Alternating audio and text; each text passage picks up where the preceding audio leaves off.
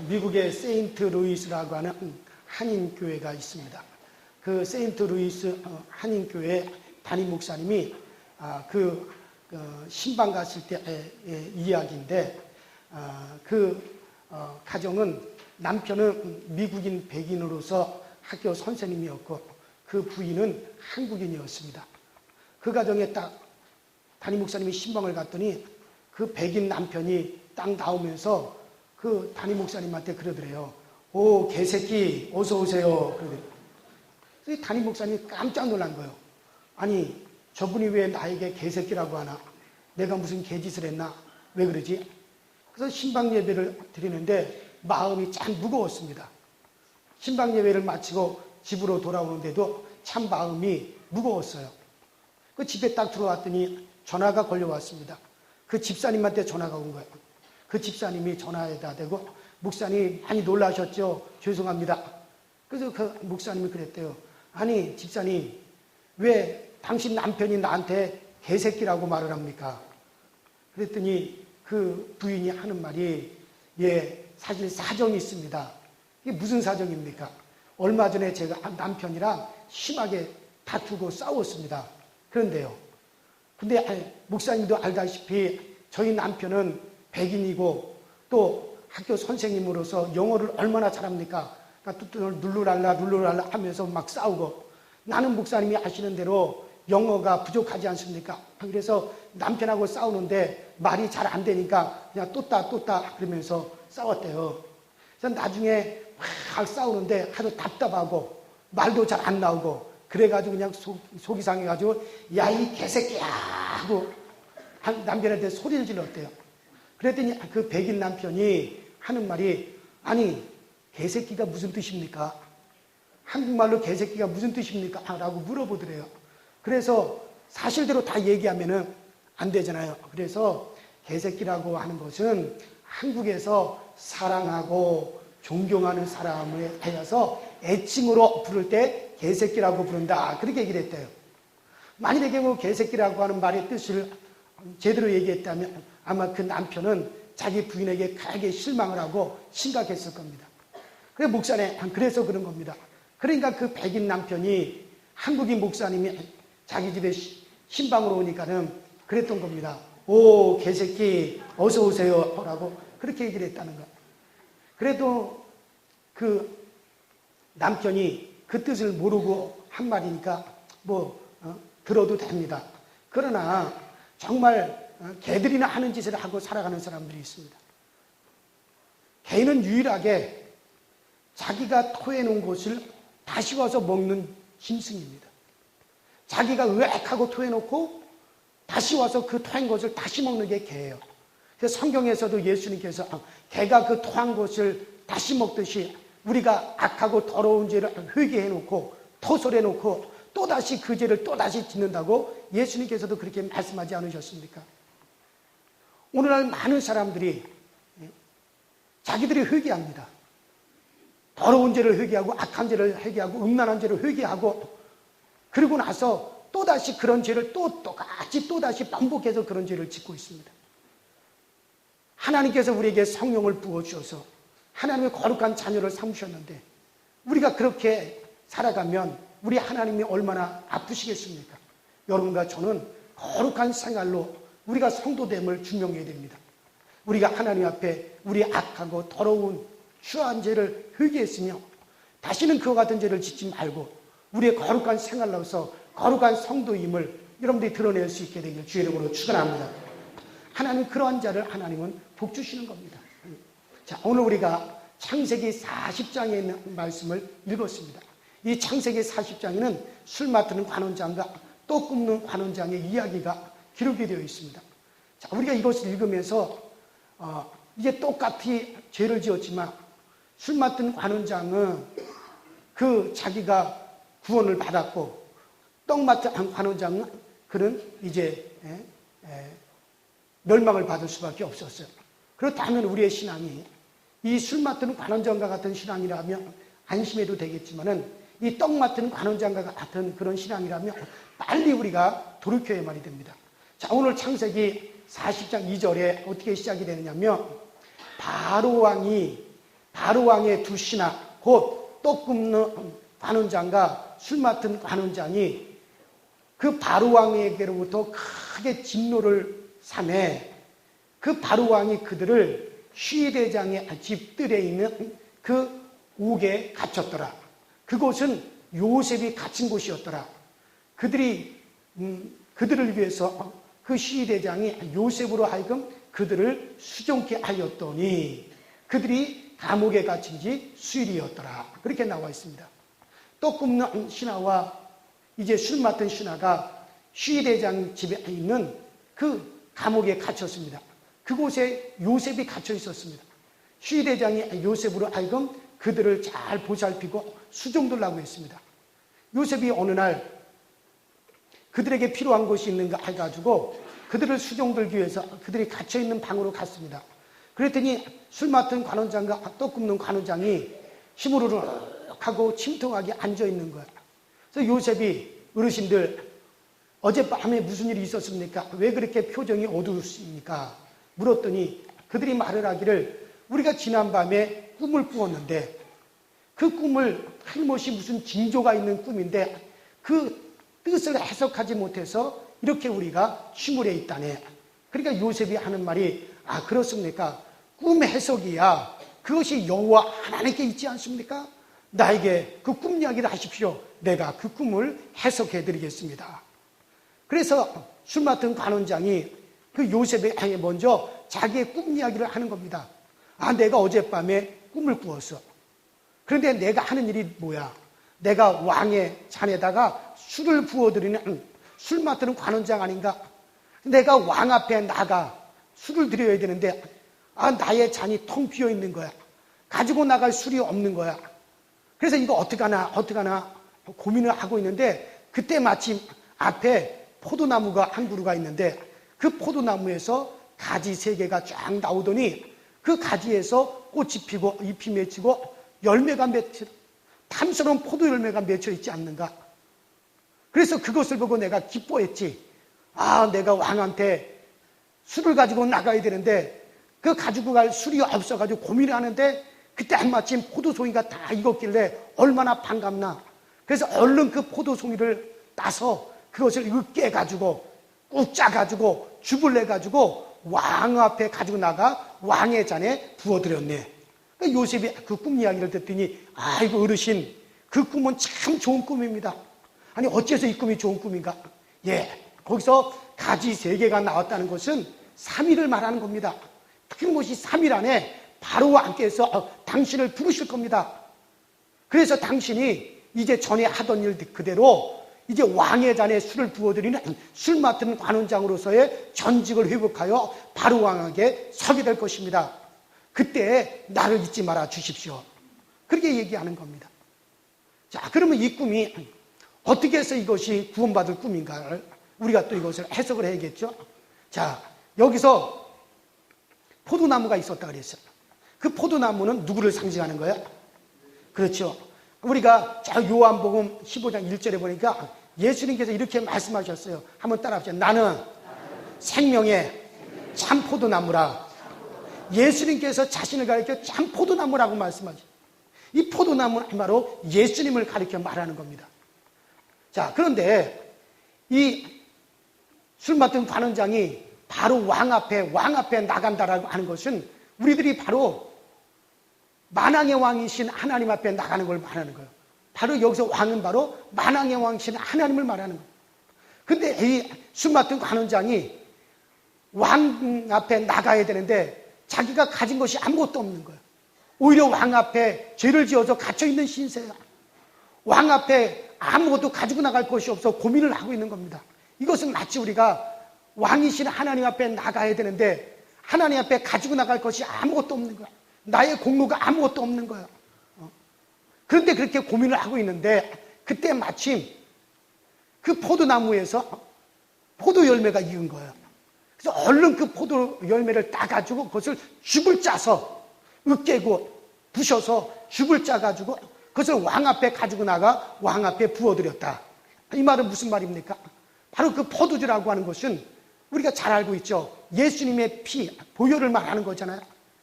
바로 여러분들 이 사람이 왕 앞에 나갈 때 아무것도 가지고 나갈 것이 없어서 고민을 하고 있는데 그때 한마침 포도가 익었고 그 포도를 짜가지고 그 포도즙을 가지고 왕 앞에 가지고 나갔다.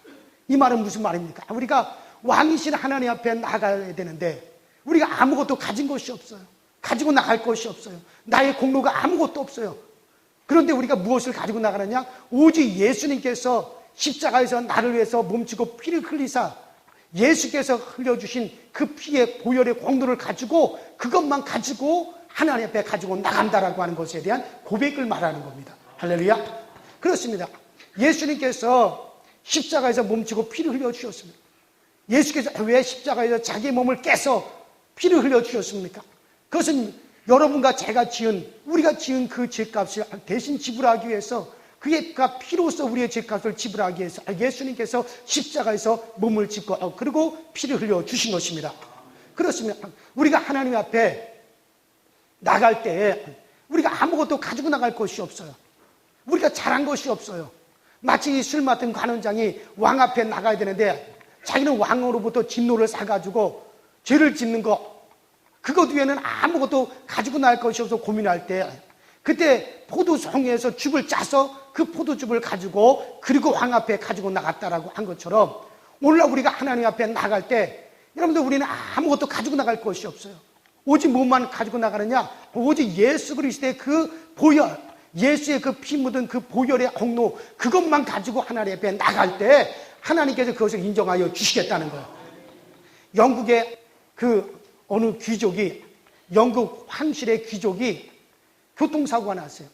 그래서 교통사고 나가지고 다리가 좀 부러지고 피를 흘렸습니다. 그런데 보험회사에서 그 왕실의 귀족에게 보상을 얼마를 해주라고 판결이 났냐면 우리나라 돈으로 1조 원을 갖다 해주라는 거예요. 여러분들 그 왕실의 귀족의 피값이 그 정도 된다는 거예요. 그런데 여러분들 저 길거리에 노숙자가 완전히 교통사고가 나고 피를 흘렸다. 그것을 보상을 해줘야 된다. 그럼 얼마를 보상해 주겠어요?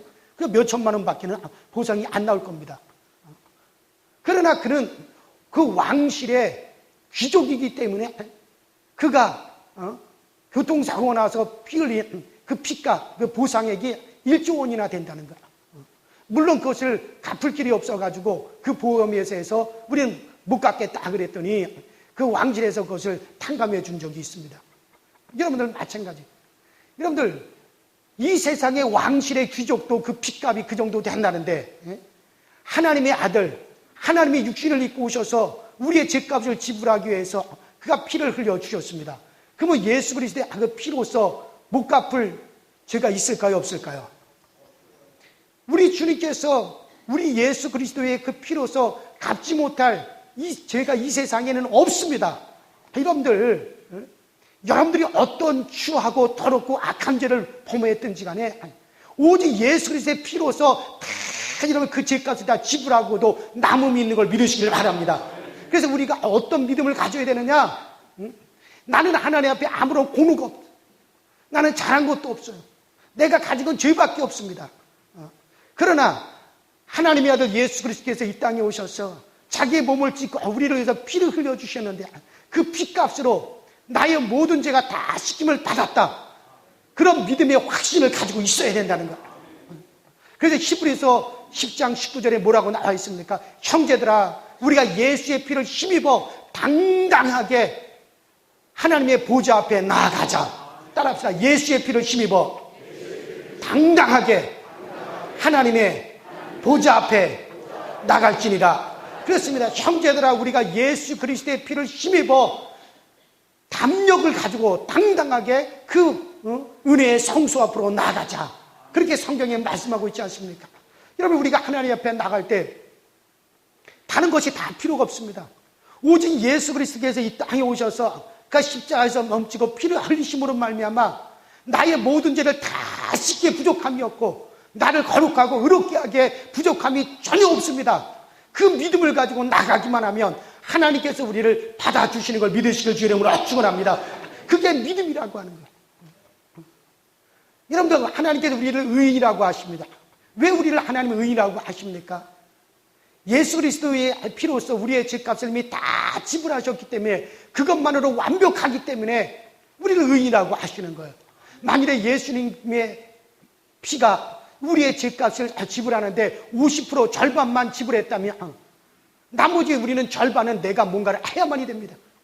내가 뭔가를 그 죄값을 위해서 내가 뭔가를 해야만이 되는 거예요. 그러나 예수 그리스도의 피는 우리의 모든 죄를 이미 다 씻기에 부족함이 전혀 없기 때문에 우리는 완벽하게 하나님 앞에 나갈 수 있고 담대하게 하나님 앞에 나가 하나님 나에게 은혜 주세요. 나에게 복을 내려주세요. 하나님 날 구원하여 주세요. 우리가 당당하게 하나님 앞에 나갈 수가 있는 그런 힘이 되어진다는 거예요.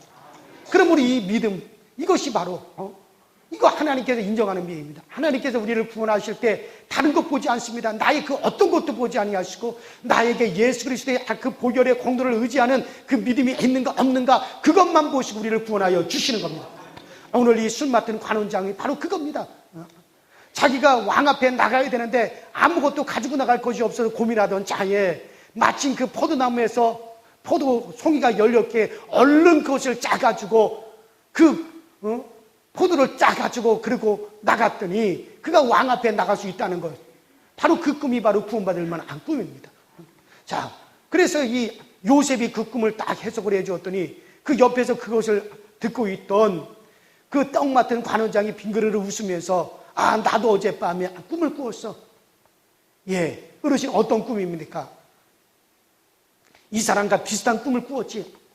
내가 하는 일이 뭔가 왕 앞에 떡을 만들어 왕 앞에 갖다 드리는 그것을 하는 것이 내 일이 아닌가. 그래서 내가 바로 왕에게 나갈 때 흰떡을 갖다 3강주리를 머리에 이고 왕 앞에 내가 가지고 나갔어. 얼마나 기쁜 일인가. 예, 그런데 그 흰떡 위에 맨 꼭대기에 각종의 구운 음식, 각종의 구운 식물들이 그 위에 얹어 있더구만. 그랬더니 새들이 날아와가지고 그 구운 식물을 쪼아먹는 거야. 거기까지 듣더니 요셉이 무릎을 딱 치면서 하는 말이 어르신 죄송하지만 그것은 참 안 좋은 꿈입니다. 어째서 안 좋은 꿈인가? 흰떡 3강줄이라고 하는 것은 여전히 그것은 3일을 말하는 겁니다. 틀림없이 3일 안에 바로왕께서 이제 어르신을 부르실 것입니다.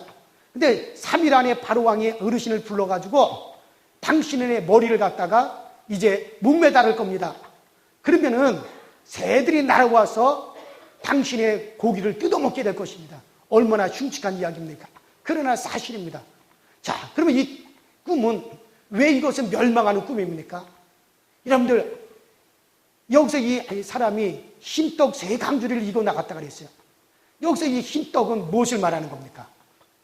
이 흰떡 역시 예수 그리스도를 상징하는 겁니다. 자, 요한복음 6장 48절에 뭐라 그랬습니까? 예수님께서 자신을 가리켜 따라합시다. 나는 하늘로서 내려온 떡이니라. 예수님께서 자신을 가리켜 떡이라고 말씀하셨어요. 예수님이 자기를 가리켜 생명의 떡이라고 말씀하셨습니다. 또 요한복음 6장 58절에도 인자는 하늘로서 내려온 산 떡이니 인자를 먹는 자는 그는 살 것이다라고 그렇게 말씀하셨습니다. 예수님은 자신을 가리켜 떡이라고 수차례 말씀하셨습니다. 그렇다면 이 사람이 왕 앞에 나갈 때 그 떡만 가지고 나가야 되는데 오직 떡 대신에 예수 그리스도만을 바라보고 그 예수만을 가지고 나가야 되는데 근데 그 위에 각종 여러 가지 구운 식물들을 얹었다는 거예요. 다른 것이 첨가되었다는 거예요. 그것을 갖다 여기서 새가 날아와서 그것을 쪼아먹었다는데 이 새는 바로 마귀 사단을 뜻합니다. 바로 이 사람이 떡 대신 예수님만을 가지고 나가야 되는데 그 위에 다른 것을 자꾸 첨부하는 겁니다. 자기가 잘한 거, 자기의 공로, 자기가 착한 일을 한 거, 자기가 선행을 한 거, 그와 같은 것을 자꾸 첨부하는 겁니다. 그것을 통해서 마귀가 사단이 역사하여서 우리를 멸망으로 이끌어 간다는 거예요. 여러분 그렇습니다.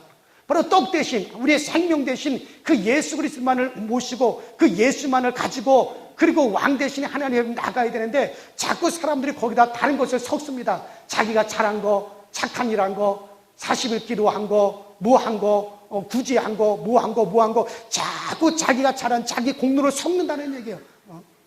그렇기 때문에 가는 구원받을 수가 없는 거예요. 그렇기 때문에 사단이 역사하는 거예요. 여러분 그렇습니다. 우리가 하나님 앞에 나갈 때 나의 공로가 조금이라도 들어가 있으면 안 됩니다. 어떤 사람은 예수 공로 위에다가 자기의 공로 20%를 섞는 사람이 있습니다. 어떤 사람은 40%를 섞는 사람이 있습니다. 어떤 사람은 자기가 잘한 것이 하도 많으니까는 60%를 섞는 사람들이 있습니다. 그러나 여러분, 그거를 그렇게 하면 안 됩니다. 전혀 자기 공로가 전혀 들어가지 말아야 됩니다. 어떤 사람은 단 1%를 섞는 사람이 있습니다. 1%도 안 됩니다. 오직 우리가 하나님 앞에 나가 구원을 받으려면 나의 공로, 내 것은 다 사라지고 오직 예수 그리스도만을 앞세워 가야 됩니다. 예수 그리스도의 공로만을 의지하여 나가야만이 된단 말이에요. 다른 것을 절대 섞으면 안 됩니다. 나의 자랑을 조금도 섞으면 안 됩니다. 근데 이 사람은 그 떡 위에다가 다른 것을 갖다가 얹었습니다. 다른 여러 가지 각종의 구운 식물을 갖다 얹어가지고 첨가해가지고 가지고 나갔기 때문에 왕이 그것을 받아주지 않은 거예요. 그래서 멸망한 겁니다. 여러분들, 우리가 하나님 앞에 나갈 때 조금이라도 내 것을 섞어가지고 가면은 하나님은 절대 우리를 받지 않습니다. 구원받을 수 없습니다. 오직 나는 다 사라지고 오직 예수 그리스도만 의지하고 예수 공로만 의지해서 하나님 앞에 나갈 때 그것을 보시고 하나님은 여러분과 저를 구원하는 걸 믿으시길 바랍니다. 그것을 통해서만 하나님 우리를 죄를 사하여 주시는 거예요. 예수님께서 이 땅에 계실 때, 이 땅에 육신으로 계실 때 구원받은 사람이 어떤 사람입니까? 누가 예수님을 만났습니까? 자기 것이 많은 사람들, 자기 공로가 많은 사람들, 자기 자랑이 많은 사람들을 예수님을 만나지 못했습니다. 누굽니까? 그들이 바리새인들, 서기관들, 사두개인들, 율법자들, 이런 사람들은 자기 자랑이 많았어요. 자기 공로가 많았어요. 자기 것이 너무 많았어요. 그래서 이 사람들은 예수님을 만나지도 못했고 그들은 예수를 통해서 구원도 받지 못했습니다. 그러면 누가 예수님을 만났고 누가 구원을 받았습니까?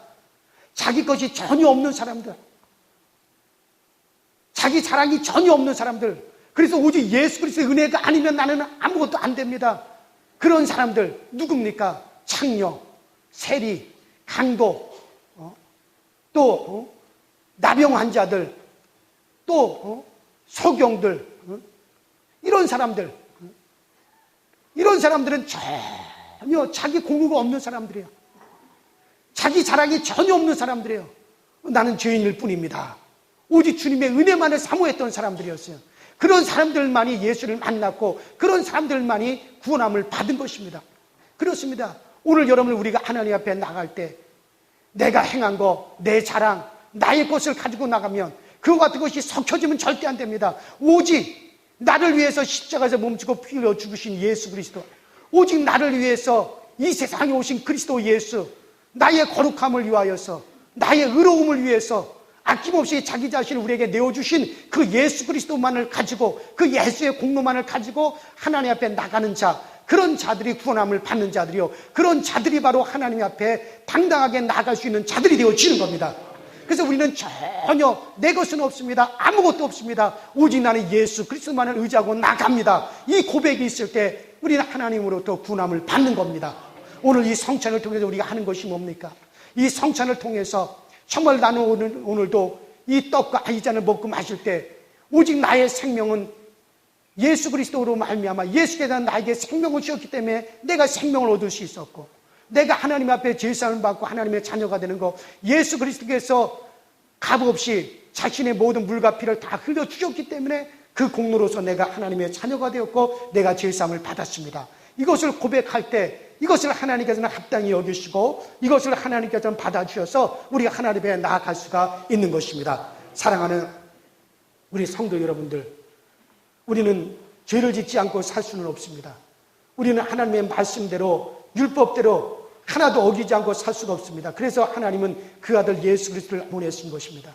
이마에서, 양손에서, 옆구리에서, 양발에서 흘리신 십자가의 그 보혈이 우리를 죄에서 씻기에 조금 더 부족함이 없습니다.